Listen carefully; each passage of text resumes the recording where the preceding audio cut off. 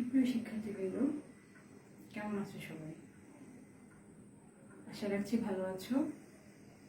আজকের অনলাইন ক্লাসে তোমাদেরকে আবারও স্বাগত জানাচ্ছি।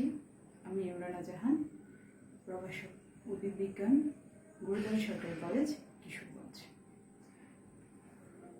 আমরা গত ক্লাসে ট্যাক্সোনমি, বোটানিক্যাল নোমেনক্লেচার নিয়ে আমরা আলোচনা করেছিলাম। আমরা জেনেছিলাম আইসিবিএন কি। আজকে আমরা খুব ইম্পর্টেন্ট দুটো টপিকস নিয়ে আলোচনা করব। আমি আশা করব তোমরা একটু মনোযোগ সহকারে ক্লাসটা শুনবে, তাহলে তোমাদের কাছে ব্যাপারটা একদম ক্লিয়ার হয়ে যাবে। চলো আমরা আজকে আমাদের আলোচ্য সূচিতে চলে যাই। আমরা আজকে যে জিনিসটা পড়ব সেটা হচ্ছে আইসিবিএন এর বিধান সমূহ।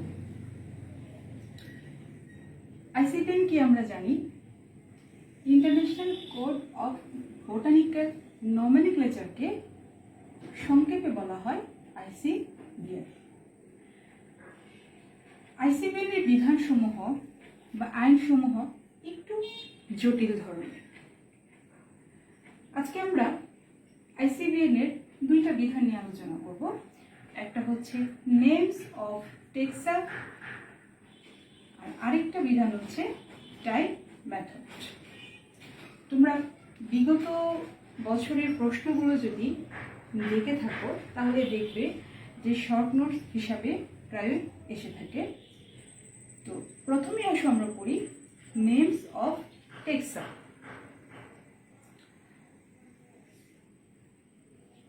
আইসিবিএন এর ধারা 1 থেকে 5 মধ্যে এই নেমস অফ টেক্সা সম্পর্কে বিস্তারিত বলা হয়েছে। আইসিবিএন অনুসারে উদ্ভিদের ক্লাসিফিকেশনের 7টি স্তর নির্ধারণ করা হয়েছে। আমি আবারও বলছি, আইসিবিএন এর অনুসারে উদ্ভিদের শ্রেণীবিন্যাসের 7টি স্তর নির্ধারণ করা হয়েছে। আর শ্রেণীবিন্যাসের এই 7টি স্তর ঊর্ধ্বক্রমে তোমরা দেখো, আমি এখানে বোর্ডে একটু ছোট্ট করে লিখেছি। স্পেসিস, জেনাস, ফ্যামিলিয়া যেটাকে আমরা ফ্যামিলি বলি, অর্ডো যেটাকে আমরা ওয়ার্ডার বলি, ক্লাসিস মানে ক্লাস, ডিভিসো মানে হচ্ছে ডিভিশন, এবং ফাইলাম এবং রেগনাম যেটাকে আমরা বলি কিংডম। তোমরা দেখো, আমি আবারও বলছি, উদ্ভিদের শ্রেণীবিন্যাসের যে 7টা স্তর নির্ধারণ করা হয়েছে ঊর্ধ্বক্রমে, এই 7টা স্তর হচ্ছে species, genus, family, order, class এবং ডিভিশন, সবশেষে কিংডম। তো এখানে এই যে এখানে ট্যাক্সন বা স্তরগুলো আমরা যে বললাম, 7টি ট্যাক্সন বা স্তর, স্পেসিস, জেনাস, এগুলোকে আমরা প্রয়োজনে আবার সাব স্পেসিস বা সাব জেনাস ইত্যাদিতেও আমরা ভাগ করতে পারি। এবং ট্যাক্সনের নামের জন্য এখানে ল্যাটিন ভাষা প্রয়োগের কথা বলা হয়েছে, যেটা আমি গত ক্লাসে তোমাদেরকে যখন দ্বিপদ নাম সম্পর্কে আলোচনা করেছিলাম তখন সেখানে আমি বলেছিলাম যে এখানে দ্বিপদ নামকরণের ক্ষেত্রে ভাষাটা হতে হবে ল্যাটিন। স্পেসিসের নামকরণ বা প্রজাতির নামকরণ হচ্ছে দ্বিপদী। আমি আবারও বলছি, স্পেসিসের নামকরণ বা প্রজাতির নামকরণ হচ্ছে দ্বিপদী। এই নামের প্রথম পদটা হচ্ছে গিয়ে জেনাস। একটু আমরা বোর্ডে দেখি, এই নামের প্রথম পদটা হচ্ছে গিয়ে জেনাস, এবং পরের পদটা হচ্ছে গিয়ে স্পেসিস। এবং প্রথম পদের আমরা যদি একটা এক্সাম্পল দিই তাহলে তোমরা সহজেই বুঝে যাবে। তোমরা জিনিসগুলো জানো, গত ক্লাসে আমরা আলোচনা করেছি। যেমন দেখো, অরাইজা সেটিভা, এখানে আমি ধানের একটা প্রজাতি, আমরা সেটার বৈজ্ঞানিক নাম লিখেছি। এটার দুইটা অংশ, একটা হচ্ছে জেনাস অংশ আর একটা হচ্ছে স্পেসিস অংশ। যে কথাটা একটু আগে আমরা বললাম যে একটা প্রজাতির নামটা হচ্ছে কি দ্বিপদী, সেখানে দুইটা পদ থাকবে, একটা অংশ প্রথম অংশটা হচ্ছে জেনাস এবং দ্বিতীয় পদটা হচ্ছে স্পেসিস। এবং প্রথম যে পদটা সেটার প্রথম অক্ষরটা অবশ্যই হবে ক্যাপিটাল লেটারে, এবং দ্বিতীয় যে পদটা সেটার প্রথম অক্ষরটা হবে স্মল লেটারে। এবং যখন সেটাকে আমরা ছাপার অক্ষরে লিখবো তখন সেটা ইটালিক হরফে বা একটু বাঁকা করে লিখতে হবে। আবার যখন আমরা হাতে লিখবো, তোমরা খেয়াল করো, সেটা তোমরা আগেও পড়ে এসেছো, সেই ক্লাস 9 থেকে আমরা এগুলো পড়ে আসছি, যে যখন সেটা আমরা হাতে লিখবো তখন সেটা নিচে আমরা আন্ডারলাইন করব, যেটা গত ক্লাসেও আমরা বিজ্ঞানী কেরোলাস লিনিয়াসের দ্বিপদ নামকরণের নীতিমালার ক্ষেত্রে আমরা সেটা আলোচনা করেছিলাম। তো এছাড়াও এখানে প্রতিটি ট্যাক্সন, আমি একটু আগে বলেছিলাম যে প্রতিটি ট্যাক্সন হচ্ছে গিয়ে একপদী, শুধুমাত্র পদ্ধতিটা হচ্ছে গিয়ে দ্বিপদী। আবার দেখো এখানে কিছু কিছু ট্যাক্সন, যেমন মনে করো এখানে আমরা যদি ফ্যামিলির কথা বলি, এই নামের শেষে সবসময় একটা সাফিক্স ইউজ করা হয়, কি সেটা? AC, AC. তুমি খেয়াল করো, সোলানেসি, এটা একটা ফ্যামিলির নেম। একইভাবে আমরা লিখতে পারি মালভেসি,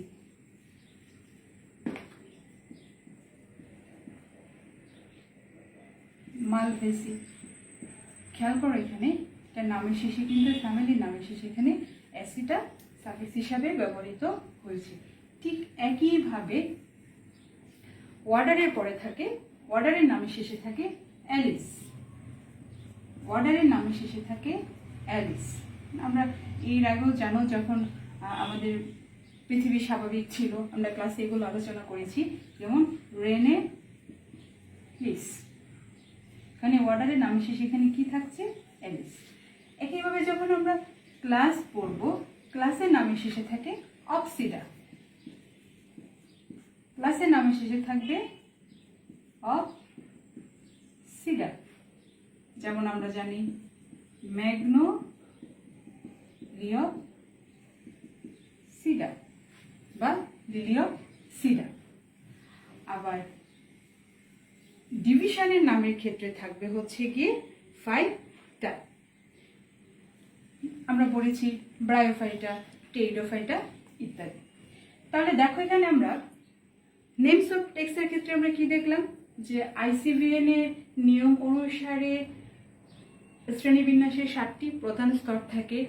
সেই 7টি প্রধান স্তর আমরা একটু আগে পড়েছি।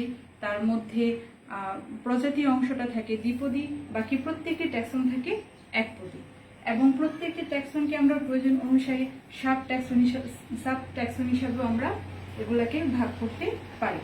এবং ট্যাক্সনগুলো ফ্যামিলি, ওয়ার্ডার, ক্লাস, ডিভিশন, এগুলো প্রত্যেকটার নামের শেষে একটা নির্দিষ্ট পরিমাণ, একটা সুনির্দিষ্ট সাফিক্স হিসাবে ব্যবহার করা হয়ে থাকে। এছাড়া দেখো ধারা 4-এ আরেকটা ইম্পর্টেন্ট জিনিস দেখো, ধারা 4-এ ট্যাক্সনের গৌণপদ সম্পর্কে বলা হয়েছে।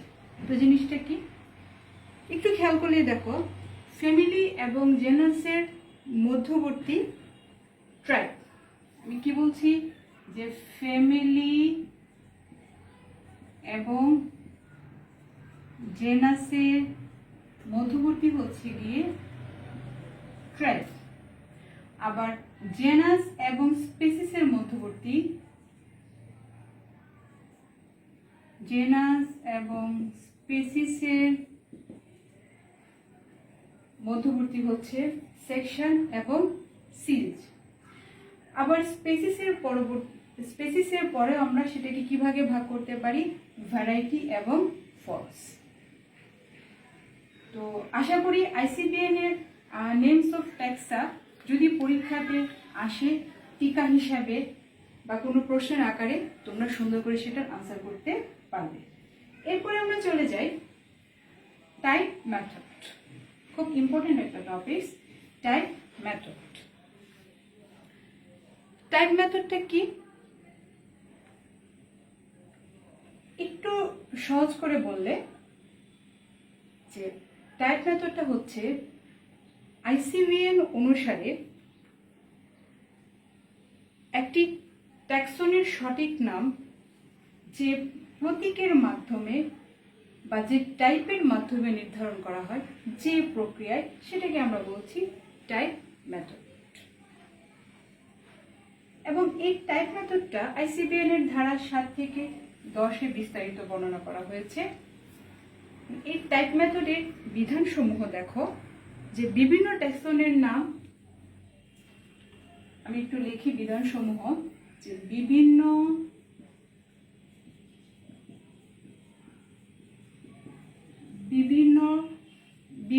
ট্যাক্সনের নাম বা প্রতীক কি দ্বারা নির্ণীত হয়? বিভিন্ন ট্যাক্সনের নাম প্রতীক, বা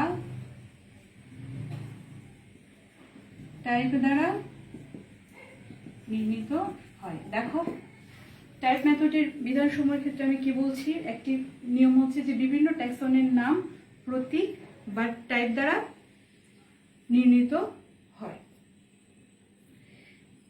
এবং নামকরণমূলক প্রতীক নমুনা স্থায়ীভাবে, একটু খেয়াল করো, নামকরণমূলক প্রতীক নমুনা স্থায়ীভাবে একটি হারবেরিয়ামে সংরক্ষিত রাখা হয় বা সংরক্ষণ করতে হবে।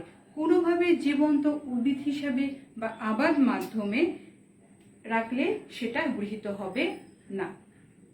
অর্থাৎ এই নমুনাটাকে অবশ্যই কোথায় সংরক্ষণ করতে হবে? হারবেরিয়ামে সংরক্ষণ করতে হবে। সেটা জীবিত উদ্ভিদ বা কোনো আবাদ মাধ্যমে সংরক্ষণ করলে হবে না।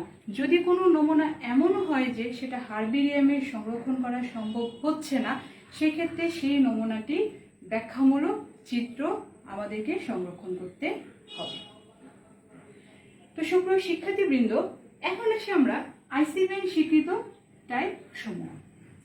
আইসিভিএন স্বীকৃত 7টি টাইপ আছে, যেটা আমি তোমাদের এখানে উল্লেখ করেছি বোর্ডে, একটু ছোট্ট করে দেখো। প্রথম টাইপটি হচ্ছে হলোটাইপ, ল্যাক্টোটাইপ, আইসোটাইপ, সিনটাইপ, প্যারাটাইপ, নিউটাইপ এবং ইপিটাইপ। আমি আবারও বলছি, আইসিভিএন স্বীকৃত 7টি টাইপ হচ্ছে হলোটাইপ, ল্যাক্টোটাইপ, আইসোটাইপ, সিনটাইপ, প্যারাটাইপ, নিউটাইপ এবং ইপিটাইপ। প্রথমে আমরা আসি হলোটাইপটা কি। হলোটাইপটা হচ্ছে একটি প্রজাতি বা প্রজাতির নিম্নের কোনো ট্যাক্সন। আমি একটু আগে বলেছি যে প্রজাতির নিম্ন যে ট্যাক্সনগুলো থাকে সেটাকে আমরা ভ্যারাইটি বা ফর্মস বলে থাকি। তো একটি প্রজাতি বা প্রজাতির নিম্নের কোনো ট্যাক্সনের হলোটাইপ হলো নাম প্রদানকারী কর্তৃক ব্যবহৃত একটি নমুনা যা বা ব্যাখ্যামূলক চিত্র অথবা নির্দেশকৃত নামকরণমূলক টাইপ। আমি আবারও বলছি, একটি প্রজাতি বা প্রজাতির নিম্নের কোনো ট্যাক্সনের হলোটাইপ হলো নাম প্রদানকারী কর্তৃক, অর্থাৎ যিনি নামটা দিচ্ছেন ট্যাক্সনের, ব্যবহৃত একটি নমুনা যেটা ব্যাখ্যামূলক চিত্র অথবা নির্দেশকৃত নামকরণমূলক টাইপ। অপরদিকে দেখো ল্যাক্টোটাইপ কি। ল্যাক্টোটাইপ হচ্ছে একটি নমুনা যা প্রথম নাম প্রদানকারী একাধিক নমুনা প্রতীক হিসাবে রেখেছিলেন কিন্তু হলোটাইপ চিহ্নিত করেননি। দেখো আমি আবারও বলছি যে ল্যাক্টোটাইপ একটি নমুনা যা প্রথম নাম প্রদানকারী একাধিক নমুনা প্রতীক হিসেবে রেখেছিলেন কিন্তু কোনটা হলোটাইপ সেটা আলাদাভাবে চিহ্নিত করেনি। তখন নমুনাগুলো থেকে মাত্র একটিকে প্রতীক হিসেবে চিহ্নিত হলে যেটাকে প্রতীক হিসেবে চিহ্নিত করা হয় সেটাকে বলা হচ্ছে ল্যাক্টোটাইপ। অর্থাৎ নাম প্রদানকারী যখন একাধিক নমুনাকে প্রতীক হিসেবে রাখবেন কিন্তু উনি নির্দিষ্টভাবে হলোটাইপটা চিহ্নিত করবেন না, তখন ওই নমুনাগুলো থেকে মাত্র একটাকে প্রতীক হিসেবে চিহ্নিত করা হলে যেটাকে প্রতীক হিসেবে চিহ্নিত করা হবে সেটাকে আমরা বলছি ল্যাক্টোটাইপ। এরপরে এসে আমরা 3 নম্বর টাইপ হচ্ছে আইসোটাইপ। যে একটি আইসোটাইপ হলো হলোটাইপের একটি ডুপ্লিকেট যা সবসময় একটি নমুনা বা স্পেসিমেন। আমি আবারও বলছি, আইসোটাইপ হলো হলোটাইপের একটি ডুপ্লিকেট যা সবসময় একটি নমুনা। এরপরে যে টাইপটি আছে সেটি হচ্ছে সিনটাইপ। সিনটাইপ কি? যখন হলোটাইপ নির্দেশিত না থাকে কিন্তু একাধিক নমুনার উল্লেখ থাকে, তখন উল্লেখিত নমুনাটাকে আমরা আবারও বলছি সিনটাইপ। আমি আবারও বলছি, দেখো, যখন হলোটাইপ নির্দেশিত না থাকে, অর্থাৎ এখানে কোনটা হলোটাইপ সেটা আইডেন্টিফাইড থাকবে না, কিন্তু এখানে একাধিক নমুনার উল্লেখ থাকবে, তখন উল্লেখিত নমুনাকে আমরা বলবো সিনটাইপ। এরপরে 5 নম্বর টাইপটি হচ্ছে প্যারাটাইপ। প্যারাটাইপটা কি? যখন একই উদ্ভিদের 2 বা ততোধিক নমুনার সবগুলোই নাম প্রদানকারী কর্তৃক উল্লেখ বা নির্দিষ্ট করেন, সেখানে কোনটি হলোটাইপ, কোনটি আইসোটাইপ বা কোন সিনোটাইপ, সিনটাইপ নয়। দেখো, আমি আবারও বলছি, যখন একই উদ্ভিদের 2 বা ততোধিক নমুনার সবগুলোই নাম প্রদানকারী কর্তৃক উল্লেখ বা নির্দিষ্ট করেন, সেখানে কোনটি হলোটাইপ, আইসোটাইপ বা সিনটাইপ নয়। এই টাইপটি আমরা বলছি প্যারাটাইপ। আবার এটাকে তখন কোন টাইপও বলা হয়ে থাকে। এরপরে আসছি আমরা নিওটাইপ। নিওটাইপ কোনটা? যখন কোনো নামের সব নমুনা বা বস্তু, যেমন হলোটাইপ, আইসোটাইপ, সিনটাইপ ইত্যাদি না থাকলে বা হারিয়ে গেলে কোনো নমুনা বা চিত্র টাইপ হিসেবে পছন্দ করা হলে, তখন তাকে আমরা বলছি নিউ টাইপ। অর্থাৎ যখন কোনো নামের সব নমুনা বা বস্তু না থাকে বা কোনো কারণে হারিয়ে যায়, তখন আমরা যে নমুনা বা চিত্রটাকে টাইপ হিসাবে পছন্দ করি, তখন সেটাকে বলা হচ্ছে নিউ টাইপ। সবশেষে আমরা আসি এপিটাইপ। এপিটাইপটা কি?